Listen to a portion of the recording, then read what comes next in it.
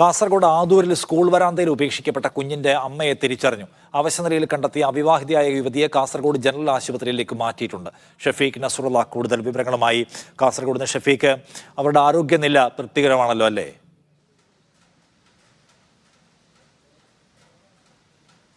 Kasaragod Adoor പഞ്ചിക്കലിലാണ് AUP school വരാന്തയിൽ ഒരു ദിവസം മാത്രം പ്രായമുള്ള പെൺകുഞ്ഞിനെ ഉപേക്ഷിച്ച നിലയിൽ കഴിഞ്ഞ ഞായറാഴ്ച ഉച്ചയോടുകൂടി കണ്ടെത്തിയത്. നാട്ടുകാർ വിവരം അറിയിച്ചതിനെ തുടർന്ന് ഈ കുട്ടിയെ കാസർഗോഡ് ജനറൽ ആശുപത്രിയിൽ എത്തിച്ചിരുന്നു. കുട്ടിയുടെ മാതാവിനെക്കുറിച്ചുള്ള സൂചനകൾ ആ സമയത്ത് ലഭിച്ചിരുന്നില്ല.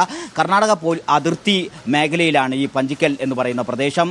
വന പ്രദേശത്തോട് ചേർന്ന് ഉള്ള സ്ഥലമാണ്. അതുകൊണ്ട് തന്നെ കർണാടക പോലീസിൽ നിന്ന് കേരള പോലീസിന് ഒരു വിവരം ലഭിച്ചത് ഈ മാവോയിസ്റ്റ് പ്രവർത്തകയുടെ കുട്ടിയാവാനുള്ള ഒരു സാധ്യതയുണ്ട്. പ്രസവിച്ചതിന് ശേഷം വരാന്തയിൽ ഉപേക്ഷിച്ചതാവാം എന്നൊരു സംശയം കർണാടക പോലീസിൽ നിന്ന് വന്നിരുന്നു. അതിൻ്റെ അടിസ്ഥാനത്തിൽ ആദൂർ പോലീസ് ശക്തമായ പരിശോധന നടത്തി. ഡോഗ് സ്ക്വാഡിൻ്റെയും അതുപോലെ തന്നെ വനിതാ പോലീസ് ഉദ്യോഗസ്ഥരുടെയും ഒക്കെ നേതൃത്വത്തിൽ പ്രദേശത്തെ മുഴുവൻ വീടുകളും കയറി ഇറങ്ങിയുള്ള പരിശോധനയാണ് നടത്തിയത്. ഇതിനിടയിലാണ് ഒരു വീട്ടിൽ അവശനിലയിൽ കണ്ടെത്തിയ ഒരു യുവതിയെ കണ്ടെത്തിയത്. 32-കാരിയാണ്.